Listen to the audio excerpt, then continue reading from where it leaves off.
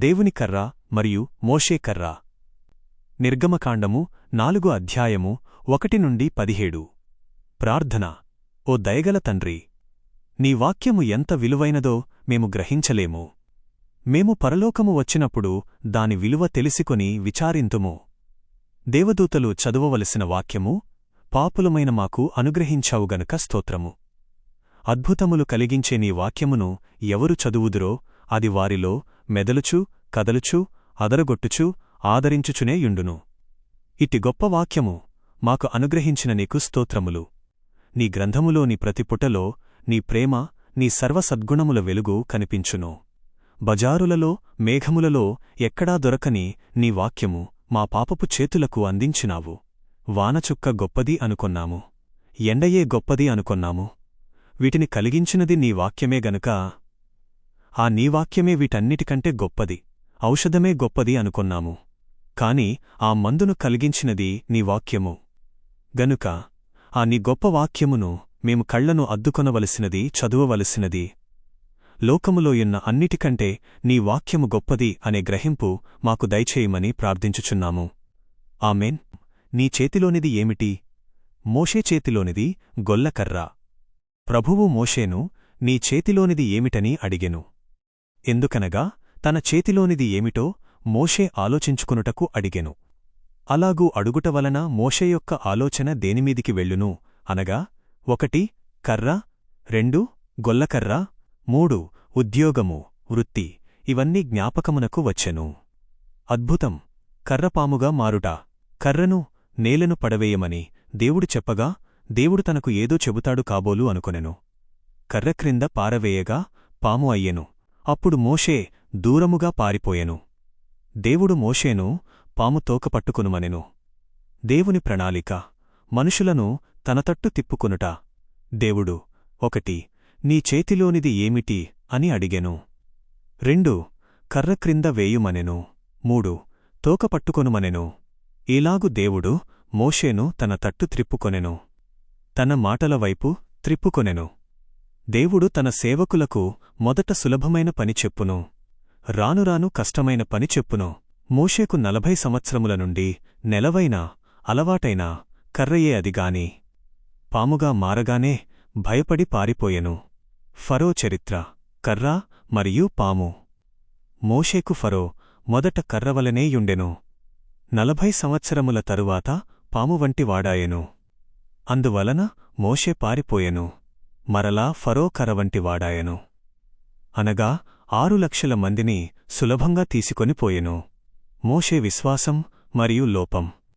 తోకపట్టుకొనుమని దేవుడు చెప్పగానే మోషే సందేహించక తోకపట్టుకొనెను. దీనిలో మోషే యొక్క గొప్ప విశ్వాసము కనబడుచున్నది. ఐగుప్తులో జరగవలసిన కథంతా మోషేకు మిద్యానులో కనిపించెను. మోషే పాము తోక పట్టుకొనమనగానే పట్టుకొనెను. కాని ఐగుప్తుకు వెళ్లమనగా అనేక సాకులు చెప్పెను. అలాగే దేవుని సేవకులు కొన్ని పనులు చెప్పగానే చేయుదురు, కొన్ని చెయ్యరు. ఇది వారి లోపము. అరణ్య ప్రయాణ కష్టాలు, పాము వంటి శ్రమలు. ఫరో మిక్కిలి కఠినుడు. చివరకు కర్రవంటి వాడాయెను. ఎర్ర సముద్రము దగ్గర ఎదురైన కష్టము పాము వంటిది. అరణ్యములో నీరు చేదుగానున్నప్పుడు ఆకు వేయగానే రుచిగా నుండెను. మాంసము లేదని సనిగినప్పుడు ఇదియూ పాము వంటి కష్టము. అన్నియూ చేతిలోని కర్రవలే అగును. ముగింపు. మనకు నేర్పే గొప్ప పాఠం. మోషేకు ఇక ముందుకు రాబోవు కష్టములను కర్రవలే సులువుగా పోవునని గ్రహించుటకు ముంగుర్తుగా పాము అద్భుతము దేవుడు జరిగించెను. ఎన్ని శ్రమలో అవి అన్ని పాముల వంటివి. ఎన్ని పర్యాయములు దేవుడు వాటిని తప్పించెనో అవి అన్ని కర్రలు వంటివి. మనము వేటేటికి భయపడుచున్నామో వాటినన్నిటినీ ప్రభువు కర్రవలె చెయ్యును. ఈ గొప్ప పాఠము దేవుడు మోషేకు నేర్పెను. మనము మన శ్రమలను లోకువ కట్టి వాటిని పట్టుకొంటేనే అవి కర్రగా మారును. భయపడేటప్పుడు పాము కర్రగా మారదు. భయపడనప్పుడే పాము కర్రగా మారెను. భాష మారిన ఇశ్రాయేలీయులు. ఇదివరకు ఇశ్రాయేలీయులు ఇటుకలు కట్టుటకు గడ్డి ఇచ్చుచుండిరి. అప్పుడు మోషే ఇశ్రాయేలీయులకు బలి అర్పించుటకు 3 దినములు సెలవు ఇయ్యమనగా అప్పటినుండి ఫరో గడ్డి ఇచ్చుటమాని ఇటుకలు మాత్రం లెక్క ప్రకారం ఇయ్యమనుచుండెను. ఇశ్రాయేలీయుల పెద్దలు వారి కష్టములు రాజుతో వివరించగా రాజు వినలేదు. కాని పెద్దలకు మాత్రం మోషే అహరోనుల మీద కోపము ఎక్కువయ్యెను. అప్పుడు వారేమన్నారంటే, 1 దేవుడు మీకు తీర్పు తీర్చునుగాక. 2 మమ్మును అసహ్యులుగా చేసితిరి. 3 ఫరో చేతికి కత్తి ఇచ్చితిరి. 4 మమ్మును శ్రమపెట్టు నిమిత్తము ఇవన్నీ చేశారు. మరియు ఇంకా ఏమన్నారంటే, వీరికి 1 దేవుడు కనబడలేదు. 2 వీరికి దేవుడు చెప్పమనలేదు. 3 వీరిని దేవుడు పంపలేదు. 4 వీరికి అద్భుతములు లేవు. 5 రోగులను బాగుచేయుట వట్టిదే. ఇది పూర్వపు భాష కాదు. మొదట మోషే మాటలు వినగానే వారికి చాలా సంతోషము ఆయెను. ఇప్పుడు కష్టం రాగానే భాష మారెను, అనగా అభిప్రాయము మారెను. దేవుని వాగ్దానం. పొదలో ప్రభువు చెప్పిన మాటలు. 1 ఇశ్రాయేలీయులు నీ మాట వింటారు. 2 ఫరో వినడు. 3 చివరకు ఫరో నీ మాట వినేటట్లు చేస్తాను. 4 స్త్రీలకు నీయందు కటాక్షం కలుగచేసి నగలు ఇచ్చేటట్లు చేస్తాను. ఇవన్నీ మోషేకు ప్రభూ చెప్పెను. ఇప్పుడు ప్రజల వలన మోషే అహరోనులు నిందించబడిరి. ఇప్పుడు వారి మనసు ఎట్లుండెను? మోషేకు ఇప్పుడు తాను చేసిన అద్భుతములను గూర్చి సందేహము పుట్టుటకు వీలున్నది. ఈ కథే లోకాంతము వరకు విశ్వాసులకు జరుగును.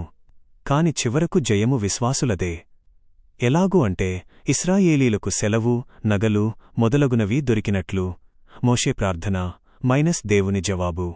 ఇదంతా చూసి మోషే ప్రభువు తట్టు తిరిగి ప్రార్థన చేసెను. ఇదంతా ఏమిటి ప్రభువా? నన్నెందుకు పిలిచితివి?